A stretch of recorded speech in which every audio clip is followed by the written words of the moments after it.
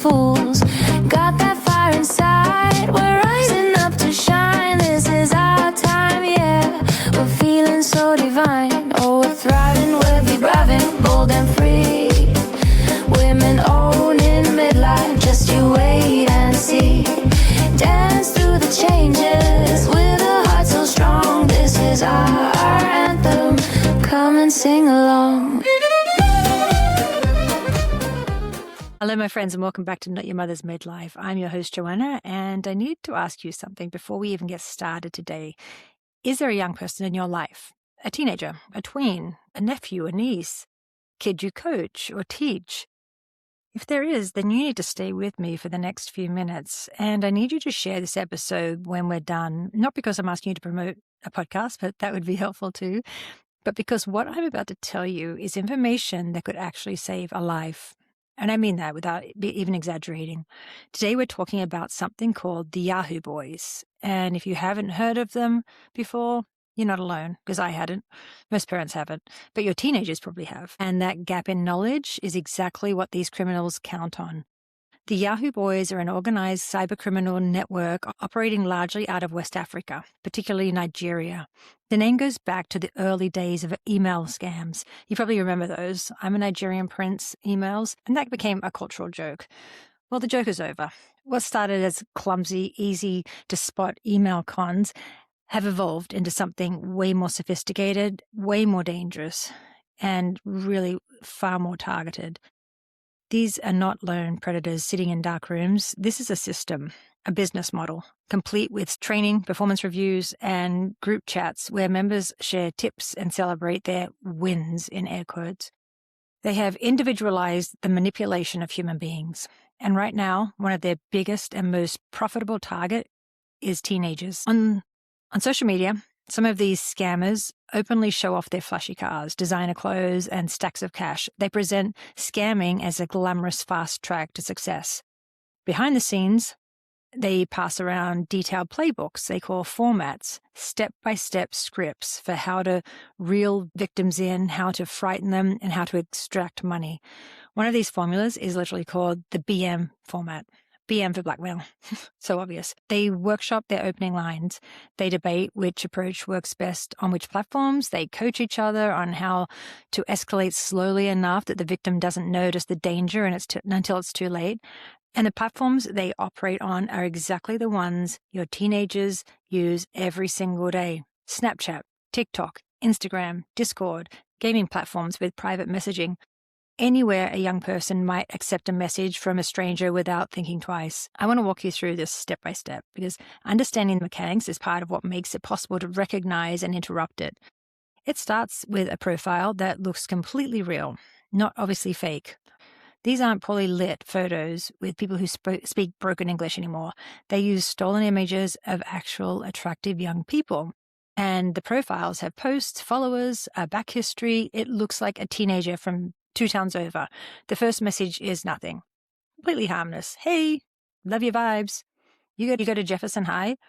They'll drop in a local detail or a sports team, a neighborhood, a school event, like a shopping mall or something, because they've done a quick scan of your child's public profile and pulled enough to seem familiar, to seem like someone who could actually be from around here. The early conversations feel normal, fun even. They're funny and attentive and interested in everything your kid has to say. They ask questions. They remember details. They make a teenager feel seen. And let's be honest, that's something teenagers are hungry for these days. Then gradually, it gets more personal. A selfie request, a flirty exchange, a gentle push towards something a little more revealing. And here is the part that I think parents often don't realize. The escalation can happen in hours from this point, not days, not weeks. A single afternoon, a child can go from, hey, who's this, to full-blown blackmail by dinner time. Once they have an image, or even before they have one, the tone flips completely without warning. Send me some money, or I'm sending these to your parents. I know where you go to school. I'm going to post this everywhere. And if your child never sent anything explicit in the first place, that doesn't matter. These scammers use AI tools, something called nudify sites, to take a perfectly innocent beach photo or a regular selfie and generate fake explicit images. They threaten to distribute these fakes as if they were real. To a 13-year-old, the difference between a real photo and a fabricated one is completely irrelevant. The shame is identical. The terror is identical. And the isolation, the feeling that they absolutely cannot tell anyone what has happened, is devastating. There was a boy, 13 years old, a happy, normal kid. He went to football practice. That day, he came home. He ate dinner with his family, laughed at the table. Everything was normal. He went upstairs to his room, and within hours of that dinner, he was gone. He'd taken his own life. His parents had no idea anything was wrong. He hadn't seemed sad or scared. He had just been sitting at the table laughing with them. What happened in that bedroom was that a scammer had gotten hold of something or manufactured something, and within the span of a single evening had convinced the child that his life was over, that everyone he loved was about to see something humiliating, and there was no way out. And he believed him. That is the crime here, not just the scam, but the way it weaponizes a young person's deepest fear, that the people that they love will stop loving them. Law enforcement agencies across the country are seeing numbers that should make us all stop and pay attention. In just 1 year, reports of sextortion jumped dramatically. Dozens of boys, some as young as 12, have died by suicide after being targeted in exactly this way. A story of a mother who found out that her daughter was still using Snapchat after being told to delete it. She took her daughter's phone and, pretending to be her daughter, she opened the app to see what was there. Within minutes, the friend requests started flooding in. Then the messages, "Hey, where are you from? What do you look like?" And then the abbreviations come fast. DYLL, which I didn't know, but it means, "What do you look like?" DYS, which means, "Do you send?" meaning, "Do you send nudes?" That's shorthand for teenagers. And it's like another language for me. What struck this mother was not just the volume of it, but how mechanical it felt. The same openers, the same progression, the same rhythm across dozens of different accounts. They're all coming in the same. It wasn't just random boys being flirty. It was a conveyor belt, a system running the same script simultaneously across hundreds of conversations, looking for the ones that bite. The image of a conveyor belt is really important because it reframes what we're dealing with. This isn't about your kid being naive or making a bad decision. A sophisticated, well-resourced operation that has specifically engineered its approach to exploit psychology of adolescence. The curiosity, the desire to feel special, the fear of missing out, the sensitivity to peer judgment. These scammers have studied teenagers the way a predator studies prey, and it doesn't always start with romance. Your teenager gets a DM. "We love your energy. Would you be interested in being a brand ambassador?" For a 14-year-old who dreams of being an influencer, that message is intoxicating.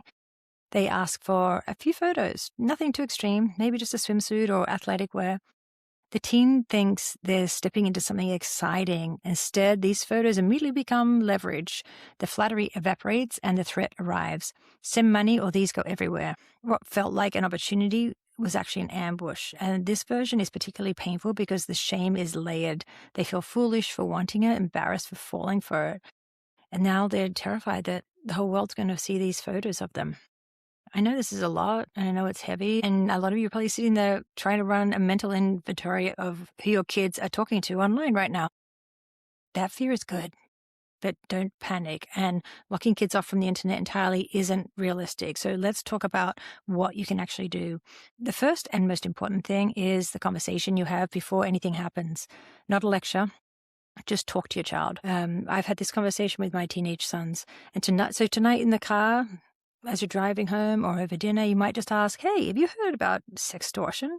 And then stop talking and see what they say. See what they've seen. You might be surprised. Kids often know more about this than we think, or they know it by a different name, or they've already seen it happen to somebody else they know. Explain this episode to them, what you've learned today, or share it with them if they're old enough to take it all in. And explain about how there are people out there who can manipulate you. And if it does happen, make it absolutely clear that if something like this ever happens to them, they can come to you, no matter what they sent or what was produced of the innocent photo they sent, whatever conversation they've had with this person, no matter what they clicked on, no matter how embarrassed or stupid they feel, they will not lose your love. And you will help them. Tell them that even adults get fooled online. Let them know that it's happening to a lot of people. They're not the only one, and they can come to you. When kids believe they will be met with calm, supportive parents or caregivers instead of anger and punishment, they are far more likely to reach out before things spiral into tragedy. The scammer's entire strategy depends on your kids staying silent and alone with their fear. The moment you have this conversation with your child and let them know, the strategy has failed and they can't get to your child. If something like this is happening to a young person you know right now, there is help. The National Center for Missing and Exploited Children has a reporting tool called Cyber Tipline. The FBI takes these reports seriously, and organizations like Thorn and Stop It Now have resources specifically for families navigating this. You are not alone, and there are people who know exactly how to help you. As I said in the beginning, please share this episode. Send it to every parent, grandparent, teacher, coach in your life. Post it in your parent group. Share it online. Bring it up at school pickup. The more we talk about this openly, the less power these scammers have. Awareness breaks their spell. Until next week, let's hope you have something more cheerful. I am Johanna, and this is Not Your Mother's Midlife. Take care of yourself and take care of each other. And until next week, bye-bye.